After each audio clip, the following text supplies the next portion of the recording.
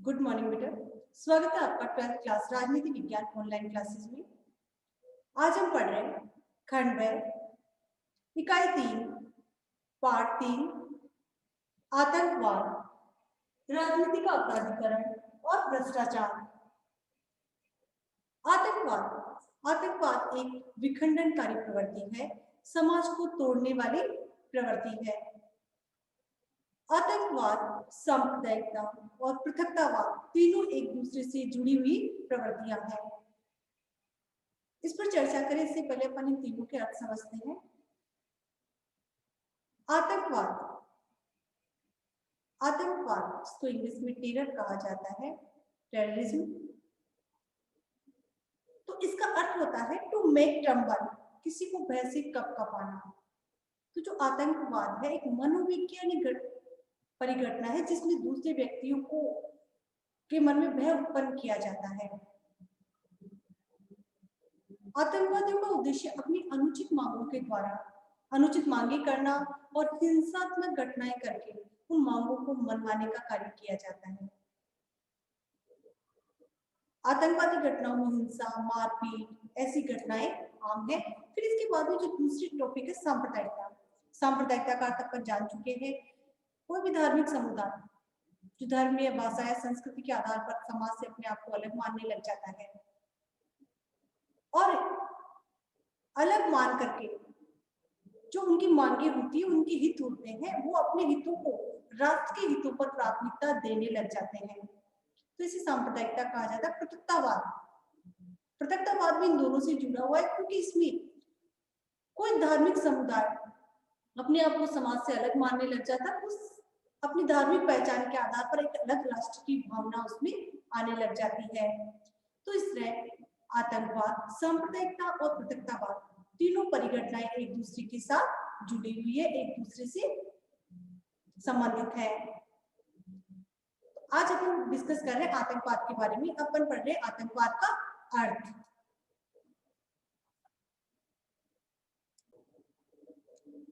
भारत आतंकवाद से प्रभावित होने वाले देशों में से एक है।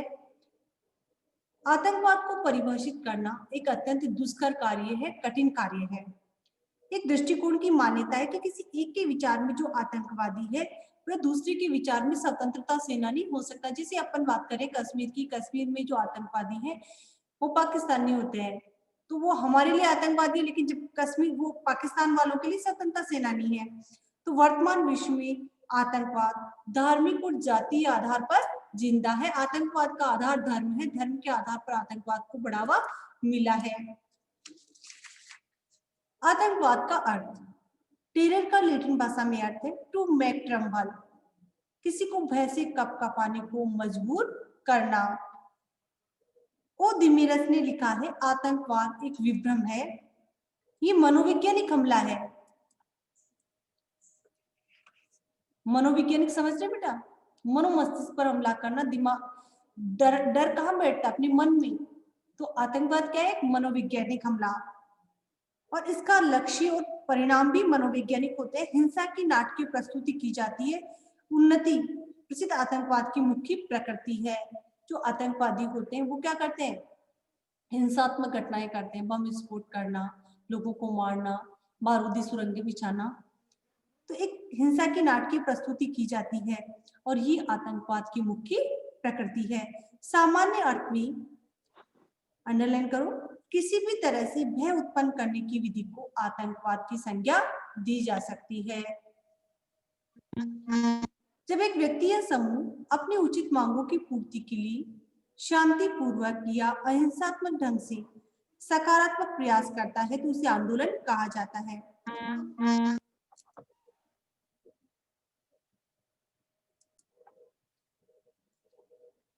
तो जब एक व्यक्ति या समूह अपने उचित मांगों के लिए शांतिपूर्वक या अहिंसात्मक ढंग से हड़ताल करता है तो उसे अपन आंदोलन कहते हैं। लेकिन जब कोई व्यक्ति या समूह अपनी अनुचित मांगों के लिए, उनकी मांगे अनुचित होती, अनुचित मांगों के लिए व्यापक स्तर पर हिंसा व अशांति पर आधारित नकारात्मक प्रयत्न करता है तो उसे आतंकवाद कहा जाता है। आंदोलन करना लोकतांत्रिक व्यवस्था में एक सामान्य प्रक्रिया है, लेकिन आतंकवादी क्या करते हैं? हिंसात्मक घटनाएं करते हैं, उनकी मांगे अनुचित होती है। आतंकवाद को आमतौर पर धार्मिक, जातीय, क्षेत्रीय, नस्लीय आधार का समर्थन मिलता है, किंतु ये अलोकतांत्रिक होने के कारण व्यापक स्तर पर लोकतांत्रिक व्यवस्थाओं में समर्थन प्राप्त करने में असफल रहता है, क्योंकि लोकतंत्र में आतंकवाद को सपोर्ट नहीं किया जा सकता। आतंकवाद का तरीका घृणित होता है, आतंकवाद का तरीका गलत होता है। आतंक के प्रयोग से तात्पर्य है भय पैदा करना, लोगों के मन में डर उत्पन्न करना। सभी निरंकुश समाजों की स्थापना भय पर आधारित थी। आधुनिक युग में अधिनायकवादी शासन का मूल आधार भय ही है। अधिनायकवादी शासन व्यवस्था आप जानते हैं, किसी भी तानाशाह की निरंकुश व्यवस्था को अधिनायक शासनवादी व्यवस्था अपन कह सकते हैं। जैसे अपन एग्जाम्पल के तौर पर ले सकते हैं हिटलर, मुसोलिनी। वर्तमान में अपन ले सकते हैं एग्जाम्पल उत्तर कोरिया, किम जोंग। तो जो अधिनायक शासन व्यवस्था है उसका भी मूल आधार क्या है? भय। लोग डर के मारे शासन के नियम फॉलो करते हैं। शांति काल में युद्ध जैसी हिंसा के घोषित रूप में आतंक की तलवार सदैव उन लोगों पर मंडराती रहती है जो विद्रोह करने की सोचते हैं। अधिनायकवादी शासन व्यवस्था वाले देशों में भले ही वहां शांति काल है, लेकिन उन लोगों के ऊपर एक तलवार मंडराती रहती है। अगर कोई सरकार का विद्रोह करने की सोचे, सरकार के खिलाफ सोचे, तो उनके ऊपर विद्रोह की तलवार मंडराती रहती है। आतंकवादियों का मुख्य लक्ष्य वर्तमान या विधि संगत शासन को अपदस्थ कर सत्ता हथियाना होता है। आतंकवाद का एक ही लक्ष्य होता है, जो वर्तमान शासन व्यवस्था है उसको अपदस्थ करना और सत्ता पर अपना अधिकार करना। आतंकवाद विश्व की सबसे खतरनाक, हिंसक, मनोवैज्ञानिक युद्ध प्रणाली है। आतंकवाद एक तरह से संक्रामक बीमारी है, संक्रमण से फैलती है। अपन जानते हैं संक्रामक बीमारी, अभी अपन कोरोना के बारे में पढ़ रहे हैं, संक्रामक बीमारी। तो आतंकवाद भी एक संक्रामक बीमारी है। ये लोगों के मनोमस्तिष्क को जल्दी प्रभावित करती है। धार्मिक आधार पर लोग इससे जल्दी जुड़ते हैं। आतंकवाद के वास्तविक भौतिक प्रभाव से कहीं अधिक इसका मनोवैज्ञानिक प्रभाव है। शीत युद्ध की समाप्ति। शीत युद्ध अपन पढ़ चुके हैं, कोल्ड वॉर अपन जान चुके हैं, अमेरिका और रूस में चला था, दोनों महाशक्तियों के मध्य अपने प्रभुत्व को बढ़ाने के लिए। विश्व के लिए आतंकवाद आज सबसे बड़ा खतरा बन गया है, जिसमें आणविक, जैविक और रासायनिक हथियारों के प्रयोग और सामूहिक विनाश की आशंका बनी हुई है। आणविक समझ के बेटा, परमाणु हथियार, जैविक हथियार। जैविक हथियार समझते, जैसे एंथ्रेक्स जैसे पाउडर, जिससे कई बीमारियां होती है, और रासायनिक हथियारों का प्रयोग इसमें किया जाता है। सामूहिक विनाश इसमें किया जाता है। व्यवहार में आतंकवाद कई बार गरीब का शक्तिशाली के विरुद्ध हथियार बन जाता है, तो कभी धर्म की सत्ता और धर्म की रक्षा का हथियार। कई बार आतंकवाद जो है गरीब की रक्षा का हथियार बन जाता है, गरीब वर्ग शक्तिशाली के विरुद्ध हथियार उठाता है। कई बार धर्म के लिए या धर्म की रक्षा का हथियार बन जाता है। आतंकवाद का वैश्विक परिदृश्य। 9/11 की घटना में अचानक आतंकवाद को पुनः महत्वपूर्ण बना दिया। 9/11 की घटना कहाँ हुई थी बेटा? 9/11 की घटना हुई थी अमेरिका में। अगर आप में से किसी को ध्यान हो तो ट्विंस टावर थे और उन्हें ध्वस्त कर दिया गया था। सुनी हुई है ऐसी घटना? 9/11 की घटना में अचानक आतंकवाद को पुनः महत्वपूर्ण बना दिया। वस्तु तालिबानी स्वरूप, तालिबान आतंकवादी संगठन का नाम है, पिछली शताब्दी के अंतिम 2 दशकों में अफगानिस्तान में सक्रिय था। अफगानिस्तान में तालिबान आतंकवादी संगठन सक्रिय था, किंतु अमेरिका ने उसे महिमा मंडित किया। महिमा मंडित समझ के आप, उसकी बड़ा चढ़ा करके अतिशयोक्तिपूर्ण वर्णन करना, उसके बारे में उसे आगे बढ़ाने का कार्य किसने किया? अमेरिका ने। और क्यों? शीत युद्ध चल रहा था। अफगानिस्तान किसके प्रभाव में था? सोवियत संघ रूस के प्रभाव में। तो सोवियत संघ रूस के खिलाफ तालिबानी आतंकवादी संगठन को पनपाया गया अमेरिका के द्वारा, अमेरिका के पैसे के द्वारा। उल्लेखनीय है कि यही रवैया पाकिस्तान का कश्मीर के आतंकवादियों के प्रति रहा है। पाकिस्तान भी क्या कर रहा है? कश्मीर में जो आतंकवादी है उनके पास पैसा कहाँ से आ रहा है? कश्मीर, पाकिस्तान से। और जो आतंकवादी है वो कौन है? पाकिस्तान के लोग हैं। तो वही स्थिति अफगानिस्तान में थी। सोवियत संघ के खिलाफ अमेरिका के द्वारा तालिबान आतंकवादियों को पनपाया गया। वह उन्हें स्वतंत्रता सेनानी की संज्ञा देकर अपने राजनीतिक मंसूबों को साधना चाहता है। धार्मिक कश्मीर की अपन बात करें, कश्मीर में जो पाकिस्तानी आतंकवादी हैं, तो पाकिस्तान उन्हें स्वतंत्रता सेनानी बताता है और अपनी राजनीतिक मंसूबों को साधना चाहता है। धार्मिक आधार पर सहानुभूति प्रदर्शित कर वह राजनीतिक रोटियां सेक रहा है। पाकिस्तान में खुद के विकास पर ध्यान नहीं दिया जाता। भारत में आतंकवाद कैसे बढ़ाना है, कैसे आगे, और पाकिस्तान में वही नेता टिकता है जो भारत के खिलाफ प्रचार करता है, भारत के खिलाफ अनर्गल बयान करता है। आतंकवाद प्रतिक्रियावादी और आत्मघाती दोनों प्रभाव रखता है, दूसरे को भी नुकसान पहुंचाता है, कई बार खुद मानव बम के रूप में खुद को भी समाप्त कर सकता है।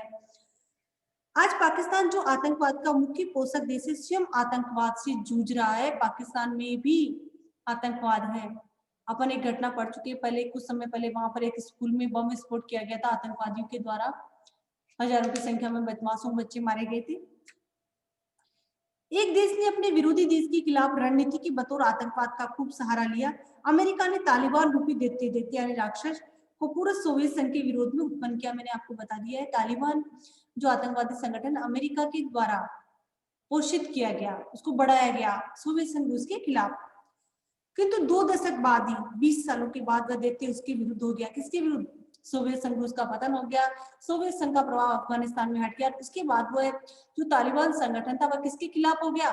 अमेरिका के खिलाफ, जिसने उसको पनपाया। स्वयं अमेरिका ने 9/11 के बाद युद्ध को नया नाम आतंकवाद के खिलाफ कार्रवाई देकर इराक और अफगानिस्तान की संप्रभुता पर हमला किया। जो 9/11 की घटना थी, जिसमें आतंकवादी संगठनों के द्वारा, तालिबानी आतंकवादी संगठन के द्वारा अमेरिका के 2 बड़े जो बहुमंजिला इमारतें थी, ट्विंस टावर, उनको ध्वस्त कर दिया गया था, उड़ा दिया गया था। हजारों की संख्या में लोग मारे गए थे। तो इस घटना के बाद में इराक और अफगानिस्तान पर अमेरिका के द्वारा बमबारी की गई, हमला किया गया। अमेरिका और उसके सहयोगियों का मानना है कि किसी भी किस्म के विध्वंसक हथियार रखना और उसके जरिए हिंसक कार्यवाही करना आतंकवाद है, और इसी नजरिए से आतंकी संगठनों और उनके पनाह देने वाले राष्ट्रों को चिन्हित किया जा रहा है। वास्तव में आतंकवाद केवल हिंसा की तकनीक नहीं है, सिर्फ जान से मार देने या आतंकित कर देने की कला नहीं, अपितु एक विचारधारा है। लोग क्या सोचते हैं? इसका शीत युद्धकालीन अमेरिकी विदेश नीति से गहरा संबंध रहा है। शीत युद्ध वस्तुतः रक्त बीज है। रक्त बीज एक दैत्य का नाम था, राक्षस का नाम था, आपने सुना हुआ होगा। दुर्गा सप्तशती जो पुस्तक आती है, इसमें कहते हैं कि माँ दुर्गा जब रक्त बीज को मार रही थी, तो उसकी बूंद जहां भी पड़ती थी वहां पर उसी के आकार का एक शक्तिशाली दैत्य खड़ा हो जाता था। तो बाद में रक्त बीज को मारने के तरीके को अपन डिस्कशन यहाँ नहीं करेंगे, लेकिन जो आतंकवाद है वो क्या है? रक्त बीज है। इसे जितना मारोगे उतना ही विकराल रूप धारण कर लेता है। तो ऊपरी तौर पर शीत युद्ध समाप्त हो गया, परंतु विचारधारा के तौर पर आतंकवाद तो आज भी जिंदा है।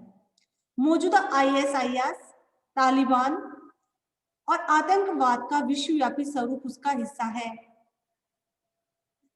इस स्वरूप का अपना तंत्र, अपनी विचारधारा, एक नेटवर्क बन चुका है।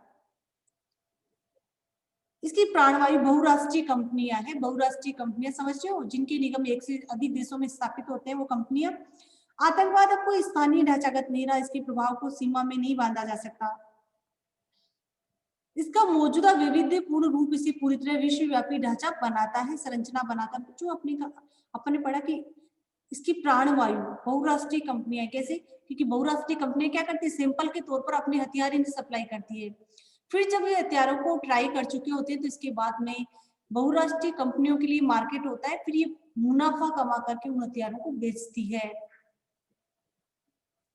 आतंकवाद आपको स्थानीय ढांचागत नहीं रहा, इसके प्रभाव को सीमा में नहीं बांधा जा सकता। इसका मौजूदा वैविध्यपूर्ण रूप इसे पूरी तरह विश्वव्यापी ढांचा संरचना बनाता है। एक विश्व स्तर पर आतंकवाद का नेटवर्क बन चुका है। आतंकवाद अत्याधुनिक हथियारों और विदेशी धन के सहारे फल फूल रहा है। तालिबान, अलकायदा, लिट्टे खालिस्तान, कमांडो फोर्स ऑर्देन, रोबती ऑप्सिस्योन और फ्लंगा आदि दर्जनों आतंकी संगठनों के बहुराष्ट्रीय कंपनियों से संबंधित रहे हैं। ये कंपनियां 2 प्रकार की है। कौन सी कंपनियां इन्हें माल सप्लाई करती है? एक बार सिंपल के तौर पर इन्हें माल भेजा जाता है, नशीले पदार्थों की तस्करी, नशीले पदार्थ, और दूसरा हथियार निर्माण करने वाली कंपनियां, वो इनसे जुड़ी हुई होती है। तो आतंकवाद की रणनीति रही है कि हिंसा के माध्यम से सुनियोजित ढंग से आम जनता में दहशत पैदा की जाए, डराया जाए। सत्ता की प्रतिक्रियाओं में लाभ उठाया जाए और अपनी मांगों को उभारा जाए। बी क्रोजियर में ए थ्योरी ऑफ कॉन्फ्लिक्ट में बी क्रोजियर लेखक के पुस्तक का नाम है थ्योरी ऑफ कॉन्फ्लिक्ट में रेखांकित किया है कि आतंक और हिंसा कमजोरों का अस्त्र है। ये लोग संख्या में कम होते हैं, सत्ताहीन होते हैं। ये ऐसे लोग हैं जो परंपरा के ढंग से सत्ता प्राप्ति करने में असमर्थ होते हैं, जिसके लिए हथियारों का सहारा लिया जाता है। और आतंकवाद की अपन बात कर रहे थे, जो ट्विंस टावर वाली घटना थी, उसकी बाद में जो तालिबान का मुखिया था ओसामा बिन लादेन, उसको अमेरिका के द्वारा मारा गया पाकिस्तान के एटमाबाद में। उसके घर को ध्वस्त कर दिया गया और उसे मार दिया गया। इससे आगे का बेटा अपन कल पढ़ेंगे।